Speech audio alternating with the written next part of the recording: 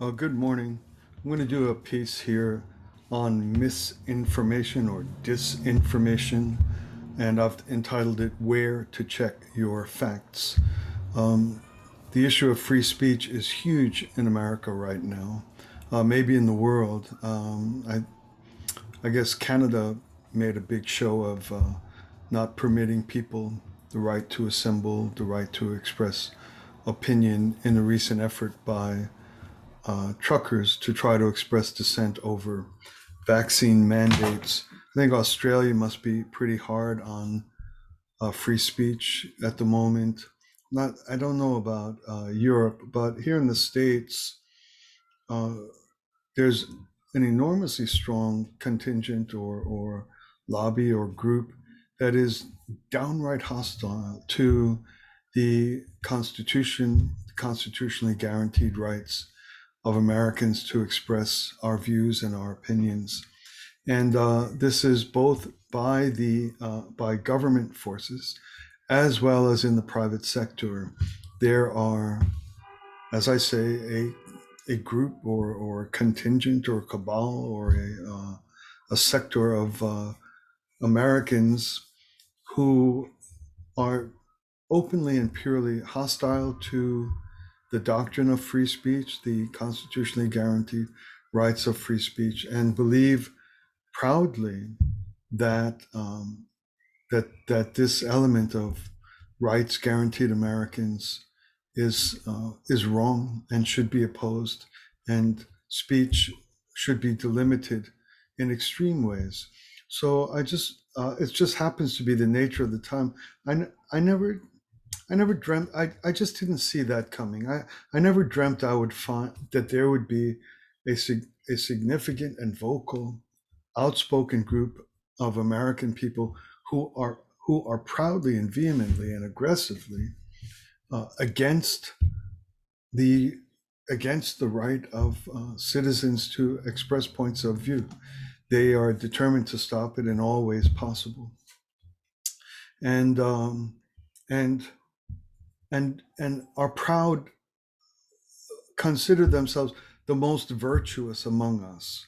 Those who are strongly in favor of censoring people, deplatforming people, imprisoning people, and so forth, strongly in favor, regard themselves as the most virtuous among Americans. How is that possible? Americans were once proud and grateful for our freedoms enshrined in the Constitution. All my life, and I'm sure it's always been until this very time in which we live. It was true of all Americans on both sides of the political spectrum that freedom of speech was sacrosanct. It was a precious gift given us by our founders and defended by valiant men and women who died defending out these rights.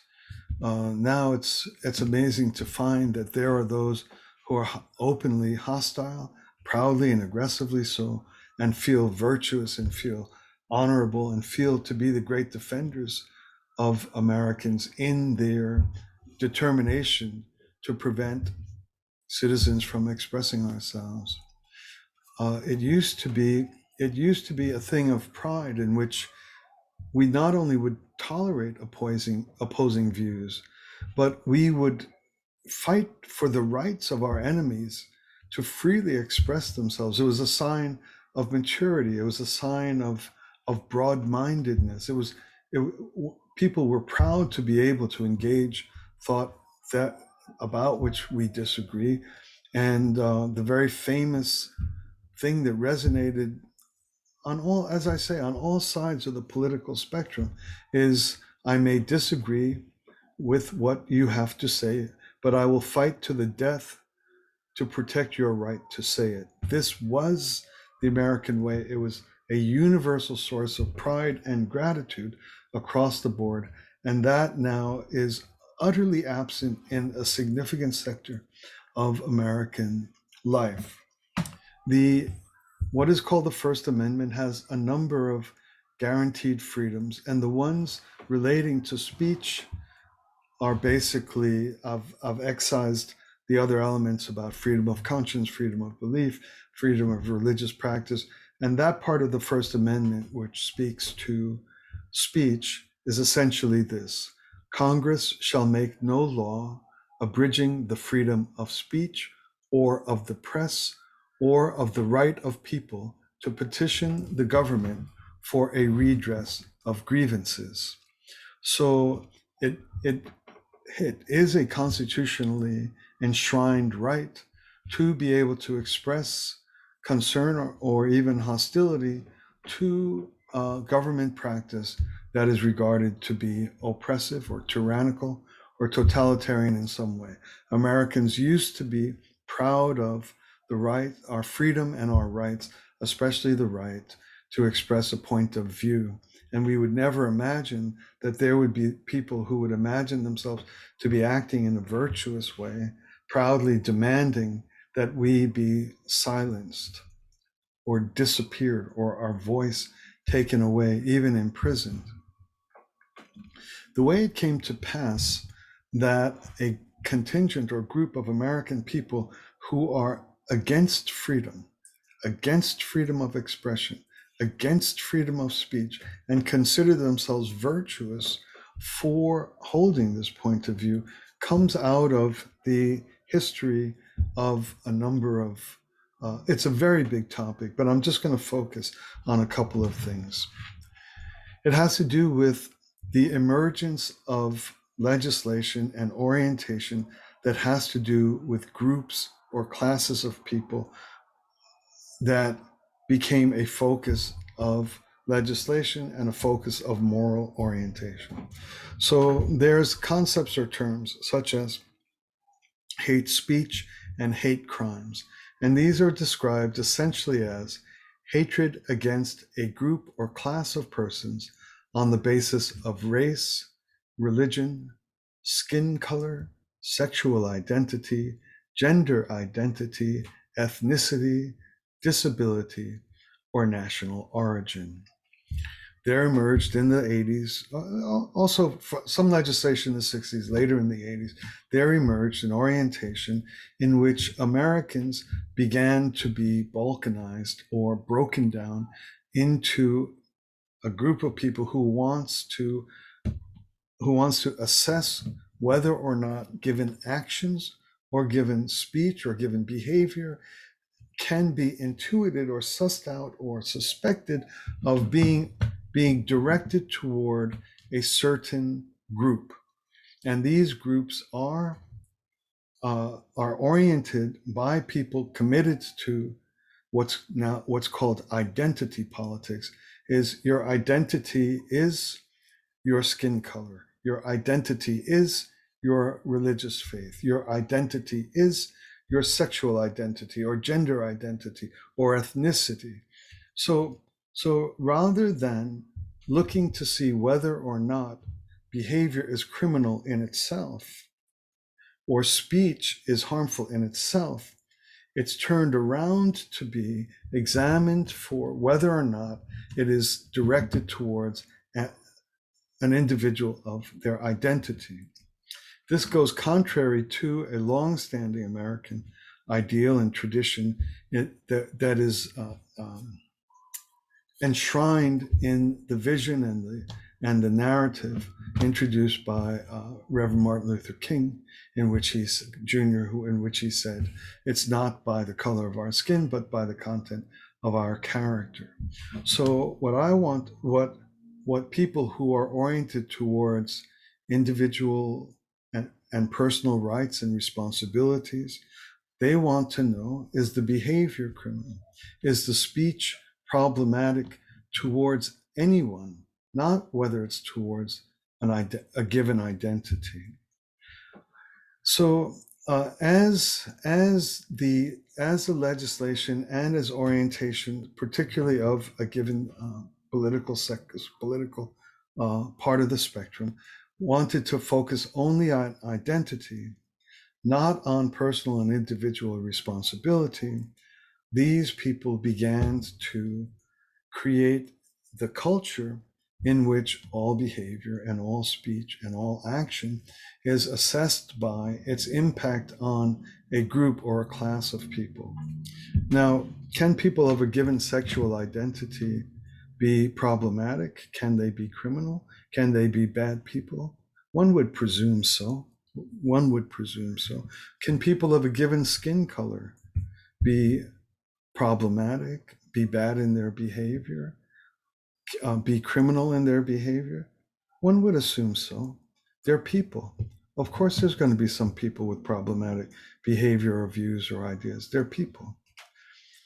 But by lumping all people into separate demographic groups, we remove the orientation towards the value and the integrity of the behavior of the individual and reverse its emphasis on whether or not it is directed toward a particular identity.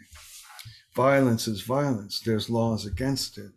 Why in particular should there be an interest in whether the violence was committed against a particular group or identity? These are called hate crimes. Negative speech is to be frowned upon, is to be dissuaded, is to be worked against.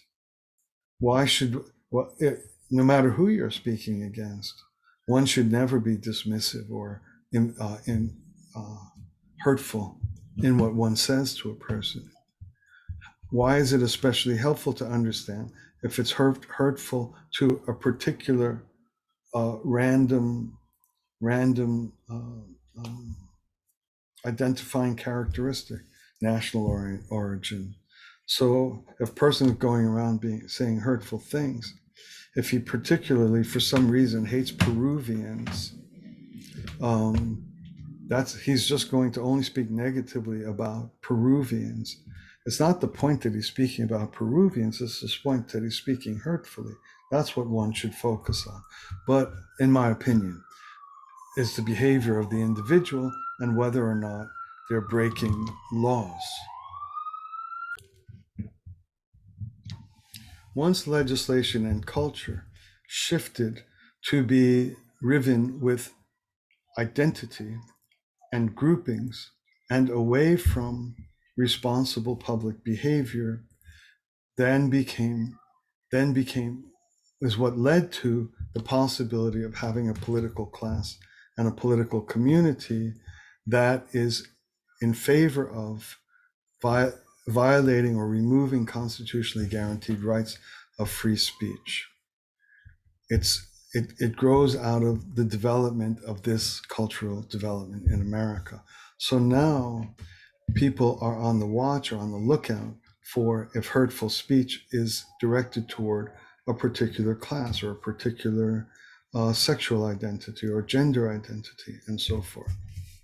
One of the things which is technically forbidden in even with the rights of free speech is the incitement to violence. So or the incitement to harm, if one's speech leads to harm. This is constrained, or it's not guaranteed free speech to deliberately incite or lead to harm. And so laws exist already to curtail speech that is directly, it's not free. One doesn't have the right to speak in ways that deliberately lead to harm. This element of the examination and the evolution of the protection of free speech in America grew to develop the language and the narrative and the political class that refers to speech as violence. And that grew out of the psychological community, in which if you threaten someone, say, the psychological community developed the doctrine and argued for that the mere threat is equal to violence. It causes as much harm to the individual. And so then evolved the development of the concept or doctrine of speech as violence. Now, if you turn on the TV, you'll see some 28-year-old white blonde, hired basically for their looks, out of sitting behind a desk on ABC or NBC or MSNBC, and they'll just float through uh, with this language and with this narrative, and so they'll say, and we're seeing in our country, whether it's violence or violence on paper, there's violence on paper, so that you can write an opinion, and the opinion itself is called violence. That means that somehow you've expressed a point of view that is so distressing or stressful to the reader or hearer that you have committed violence. You've behaved in a criminal fashion. So now we can understand how what was once a great pride of America, that people here are free to speak. They're free to speak their mind. The evolution of certain key threads of thought shifted to produce a class of people who proudly, as virtuous, seek to curtail speech in many, many forms. And they have developed the capacity and the language to say that speech is violence, speech is criminal. And by stretching the notion of incitation, and then the narrative enters into the culture, and then they feel that if someone is a racist, say they're a racist, and they say, I believe all green people are more likely to commit crimes in Democrat-run cities. I believe that all people born green are more likely to commit crimes in Democrat-run cities. This statement has been branded as an incitation to violence against green people, and that speech should not be allowed. For people who believe in the First Amendment, it's fine to have an opinion if you believe green people are more likely to commit violence. It's an opinion. Americans used to be guaranteed the right to express an opinion. This person happens to be a racist. He happens to have a negative view about green people. Bad luck for all of us. Racists exist. This guy's racist against green people. And now there's a class of people who have developed the thought and the beliefs and the language and the narrative that speech is violence. That green people, upon hearing that, are harmed. And so the First Amendment could not possibly have envisioned a racist speaking out loud that green people are more likely to commit crimes. That person has incited violence against green people. That person has actually harmed green people. That person, this is called violence on paper, or speech as violence. And then once you have evolved with the evolution and emergence of identity politics, in which people are not regarded as individuals, but regarded as groups and classes. So you have identity politics, you have the evolution of hate crimes, then hate speech, then you have speech as violence, speech as harm, then you have expressions as violence on paper. And so now, First Amendment rights, which was the kind of crown jewel of being an American. I may disagree with what you have to say, but I will defend to my death your right to say something that I don't even agree with, that I find problematic, that I find bigoted, that I find racist. I'll defend to my death your right to say it, even though I find what you're saying abhorrent. That was the cornerstone of American life and American freedom. But once you have the evolution and development of identity politics, in which what we're mainly looking for is if any criminal act is directed against a group, a sexual group, an ethnic group, a national group, that people are not regarded for who they are as citizens, that all people are created equal, all people are equal under the law. We have laws against criminal behavior. We have laws against incitation for harm in speech. But no, now it is such that speech is violence. And you have terms like violence on paper. So once you have a community of people, and basically they are a highly influential elite class. They're basically the wealthy and the powerful. And the way you're wealthy and powerful is either by control of media, control of government, control of wealth, and control of institutions in which uh, cultural life unfolds. So basically, a small coterie of elite who consider themselves virtuous and protecting the powerless. If somebody of some sexual orientation is considered powerless, then an opinion about such a person is violence, and some elite person considers themselves as having the right to silence others with opinions that they regard harmful to some disadvantaged class or grouping. All right. So once that's in place, now you start to see the emergence of two types of censorship or two types of totalitarian behavior in which Americans now are no longer free to express their views and express their opinions. One is a censorial government, a government that will kick your door in, that the FBI will investigate you, that you'll sit in solitary confinement without representation because you have expressed a point of view that differs from what the government would want you to believe.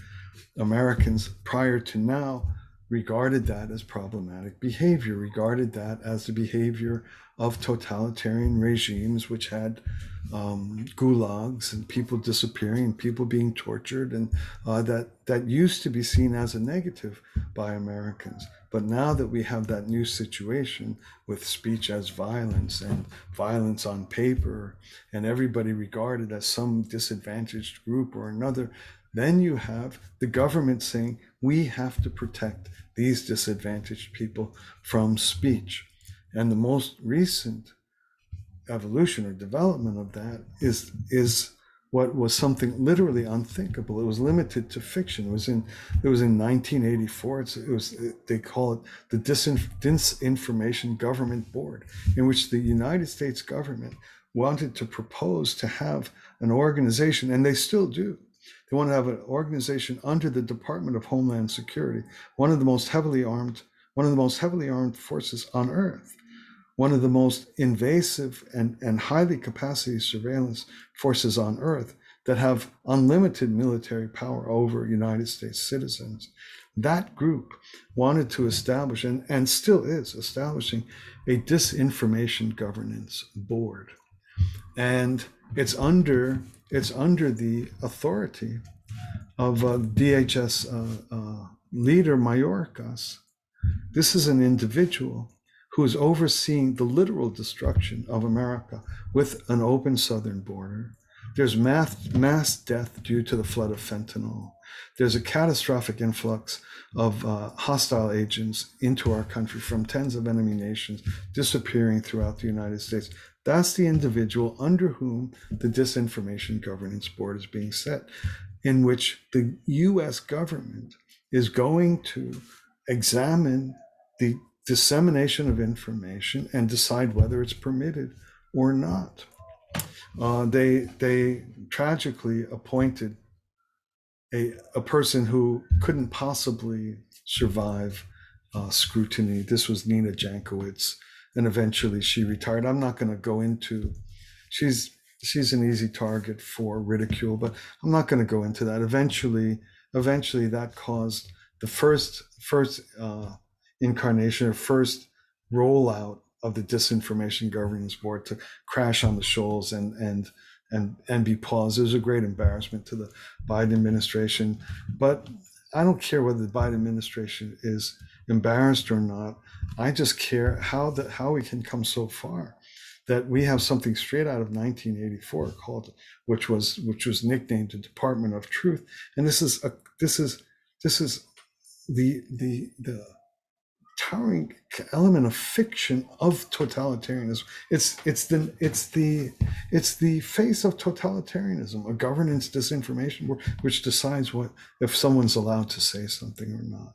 Now, after Nina Jankowicz has withdrawn or retired or quit or left, they went and found one of the most hideous individuals in recent American history, Michael Chertoff, as the person who's going to make a study of what went wrong during the first rollout of the Biden administration's disinformation government board. That's Michael Chertoff. Here's a couple of words on him. Michael Chertoff's experience detaining Muslim Americans, justifying CIA torture, and helping draft the Patriot Act make him an all too appropriate choice to advise this Orwellian agency. Government disinformation board is referred to in a lot of writing as Orwellian, referring to the quintessential narrative of what totalitarianism is. And yet it's being applied. It's not fiction anymore. Here's further. If the Biden administration wanted to dispel the Orwellian aura around the very idea of a government-sponsored disinformation board, they could not have picked a worse candidate. Chertoff is notorious for enabling some of the most egregious offenses of the war on terrorism, from federal surveillance to unlawful detention to torture. Indeed, his previous governmental appointments were met with vociferous opposition from groups like Human Rights Watch and the ACLU. Those are the groups who appointed Chertoff in previous incarnations, and now that a Democrat-led Biden administration is proposing something as what's called Orwellian, as a disinformation board that's going to place the government as responsible for assessing whether or not people can speak freely. And they appoint Chertoff. And I invite you, go find on television, anywhere on television, Sunday morning shows, 6 o'clock news, 11 o'clock news, turn it on and go find someone alarmed that this board is even proposed, and let alone that Michael Chertoff has been tapped to be the person to oversee the recreation of it following the utter fiasco of that Nina Jankowicz appointment. Okay, another example of what's going on, and that's the government. Does one really want the government to be able to say whether my neighbor has said something that's allowed or not allowed, or true or false? I think we don't want that. And yet they speak with pride and self-glorification that how great they are, and how concerned they are for disadvantaged people. That's part of the legacy of identity politics and the academic twist on language, such as speech as violence and violence on paper, so that the words now come to be sufficiently branded so that even just a thought or a word or a sentence can be branded as a person who has committed violence and must be censored, must be forbidden from speaking. The other place where this happens, not only in the smear, I'm not going to get into the cancel culture, the woke entertainment community, the woke corporate community that just destroys people's lives. Basically, I want to just one other example. I want to talk about Elon Musk's efforts to acquire Twitter.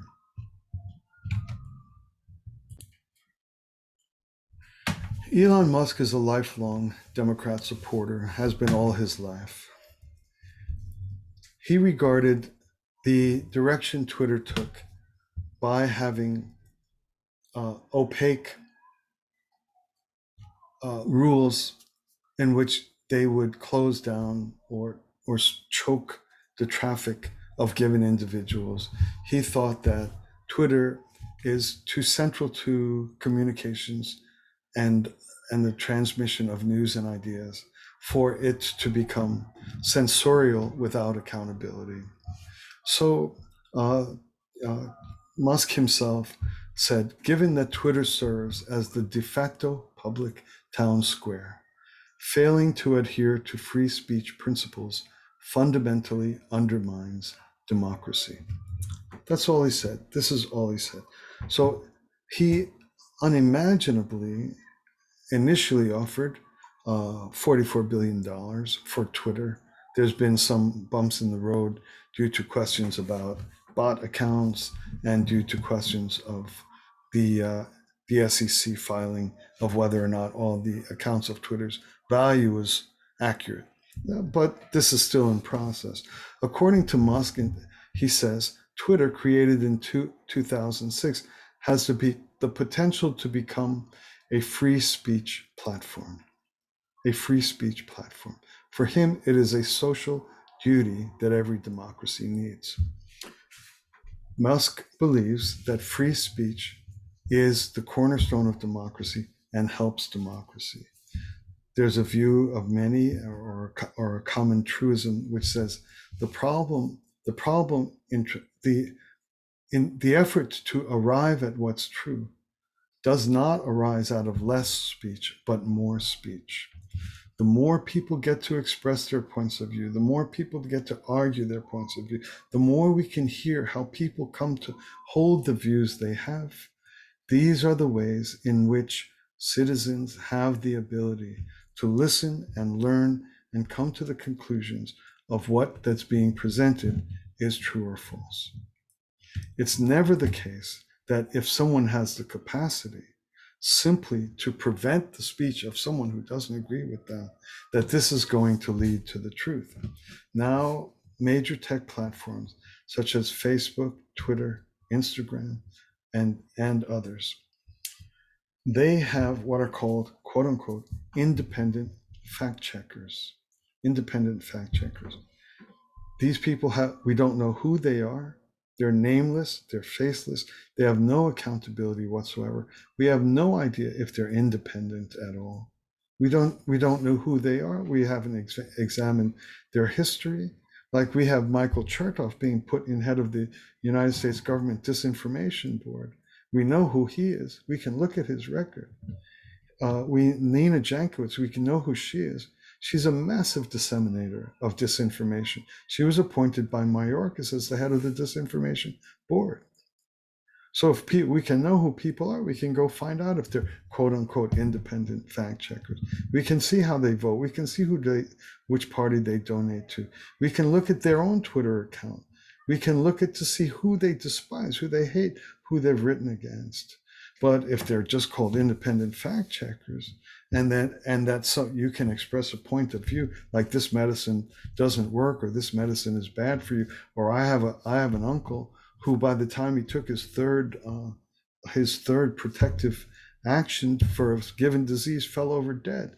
He was 45. He was named the most healthy person in his corporation 4 years in a row, and went to protect himself from a given disease, and is dead now. If I wrote that, I would be removed. I would say you violate the terms and service of Twitter, and so on. And so all Musk wanted to do was just simply provide transparency in the governance of what is protected speech. And if there are people who are misrepresenting themselves, they're not who they say they are. If there are people who are committing what are already crimes, incitation to violence, that they could their record could be shown, they could make their case, and they could be judged, and they could be deplatformed or given a warning, or the regulations could be open and transparent.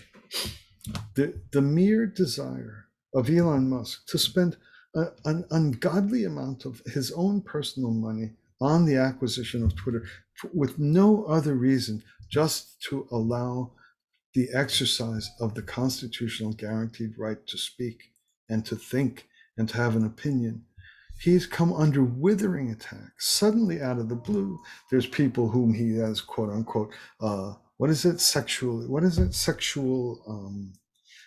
misbehavior. There's every imaginable dirty trick in the book. Suddenly, he's the enemy of all of humankind. Half of Twitter threatens to quit. Oh my God, Elon Musk is coming and he wants free speech. How can people be so openly hostile to free speech? Again, I discussed it earlier in this podcast, that they believe that they are protecting groups, and they have come to drink the emerging and evolving democratic narrative grounded in kind of psychotherapeutic concept that speech is violence and people are hurt. They're harmed by what's said, utterly contrary to how every American was raised prior to this current generation. All right, so this is just a little background, and I want to say the following. I want to offer the following thoughts, and conclude. Thanks for your attention so far.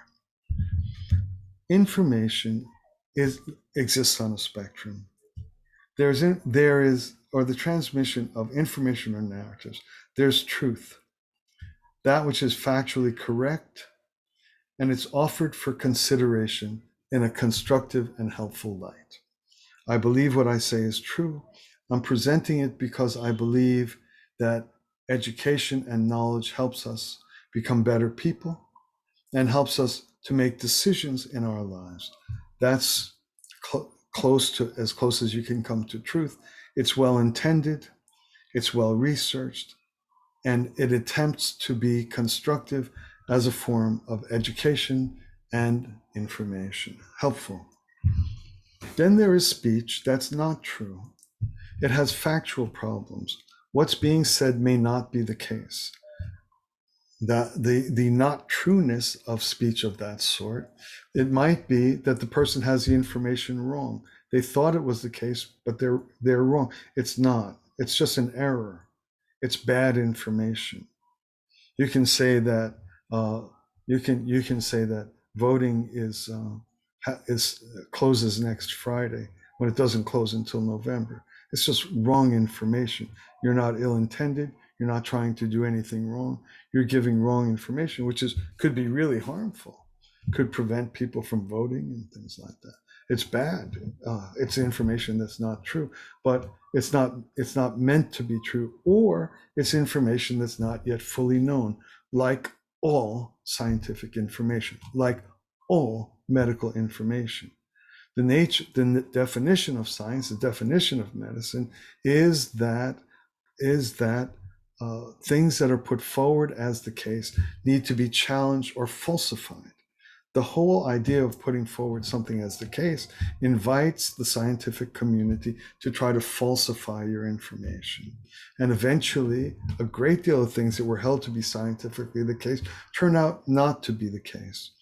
Nobody's ill-intended there. They thought it was so. It looked like it was so. The best telescopes we have say it was so. The best microscopes we have say it was so. But eventually it became falsified. No one was ill-intended there. They weren't trying to cause harm or difficulty. They just didn't know yet.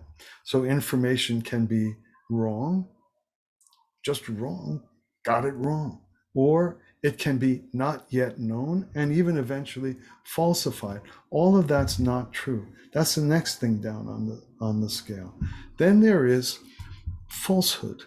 It is the manipulation of information said or put together in such a way with the intention to pursue a given agenda rather than to inform. I'll take a little bit of what's true, a little bit of what's false, or present falsehood as true, and so on and so forth. I have bad intention for my knowledge. I want to pursue an agenda, either my own wealth or my own children getting into schools, or whatever it is, the next thing down on the spectrum of information is falsehood. It's deliberately intended. That's information that's badly intended. And finally, there are lies. This is this is saying things that one knows to be untrue with the deliberate intention to deceive. You're saying something about a person. You're saying politician X, Y, or Z did this with him or her or that little boy, or sold this or that, or this insider trading or that. You know these things are to be false, and you're saying them anyway with the intention of deliberately deceiving your hearer.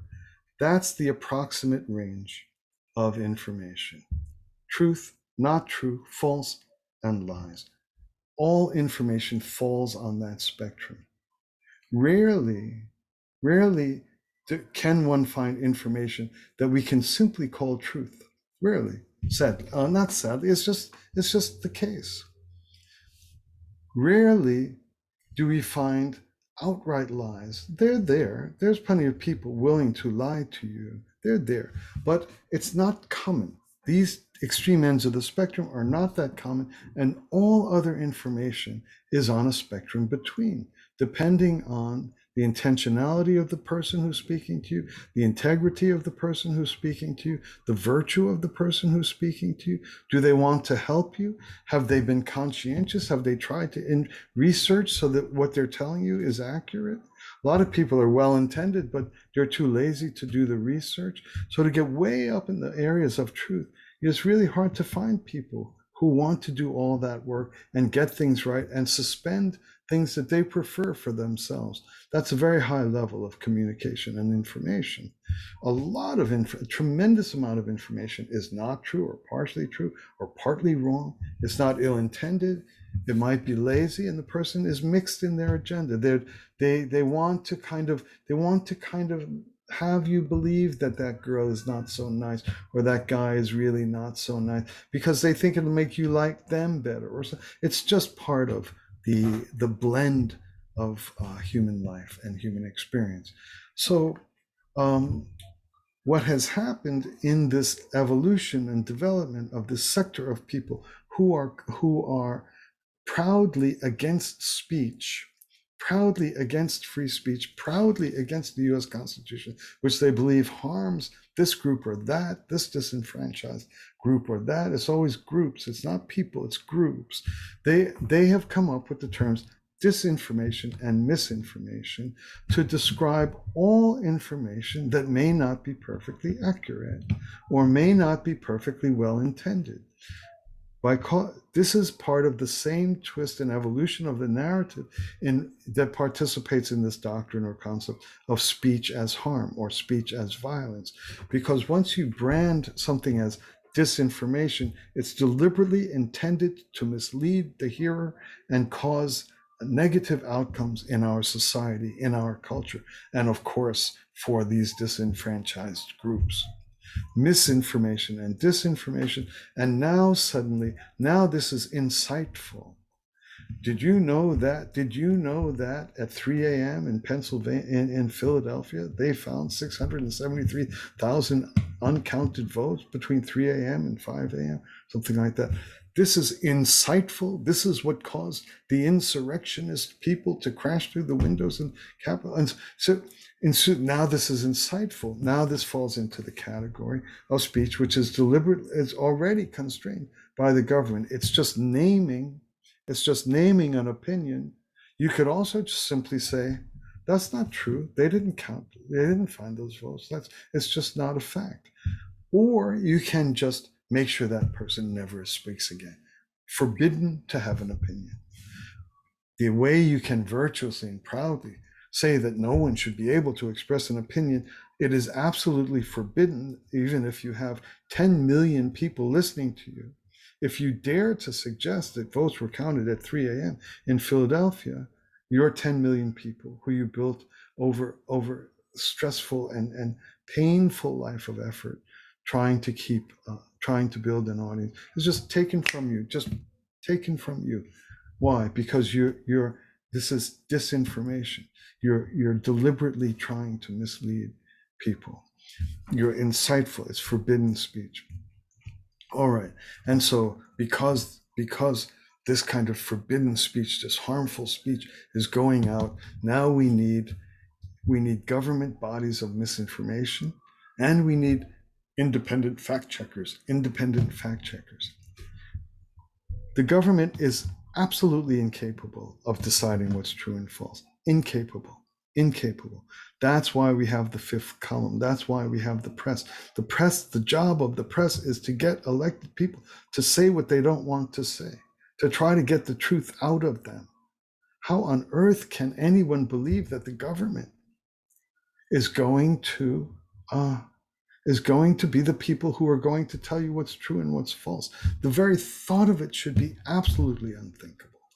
And then to trust nameless independent fact checkers from Facebook and Twitter, and to people to like block your thing from being said. Who are these people? What do they know? We have no idea who they are. We have no idea their agenda. We have no idea their purpose. We have no idea who hired them, who picked them, who built them, who these people are. Both of these things should have no business in my life to tell me what's true and what's false. But do I need help to know what's true and what's false? I absolutely do. I can't do it alone. I can't do it in a vacuum. But I do not need the help of people I don't know. And God knows I don't need the help of the United States government. What do they know? What do they know about what I know and don't know? What I'm allowed to read and not allowed to read? It should be unthinkable. And yet there are people fighting for it with pride and a sense of virtue. And these fact checkers, who are they? Why do I think they care about what I know or don't know? There's no way to have confidence in such an inane notion as an independent fact checker, nameless, faceless people who have no idea who they are, with opaque rules about what's allowed to be said and what's not allowed to be said. Unthinkable. So here's the last thing I'm going to say. We all face the burden of charting our life and making our decisions and assessing information that comes to me. Is this person lying to me? Are they telling me something so that I will do something that's for their advantage, even if it's going to cause me illness for the rest of my life? Is there a person who's willing to get me to take a pill for $15 that $15 is more important to that person than my life, that I'll be limping with swollen knees for the rest of my life? Then he'll lie to me. He'll say, this is the best thing you ever need. You'll never have another sleepless night again. You'll grow a full head of hair. And so he's lying. The person's lying. All the way up to people who is saying, did you realize that they're going to put a highway right beside your house, something like that? You say, no way, there's laws against that, I've checked. And that person might be telling the truth. I think he's lying. I think he doesn't know what he's talking about. I think he's just trying to get me to sell my house. And then I find out that it's true. So every information that comes to me, I have to figure it out. There's people that's going to lie to me, and I might want to believe them. And there's people that are going to be telling me the truth, and I might think they're lying. All of us have the individual burden of figuring things out, but it's difficult. So how do we get the help we need? And here's the whole point of my podcast. People we trust. People we trust. Ideally, it should be family. I should be able to go to my mom and my dad and my sister and my brother and my son and my daughter and say, have you heard this? Have you read anything about this? Do you know anything more about this? Ideally, family is the best place to have your quote unquote independent fact checkers. No, Dad, absolutely not. Here, I'll show you an article I read. That's what I want. That's who I want, worried about what I believe to be true or false. And then after family, close friends, community, people I can trust.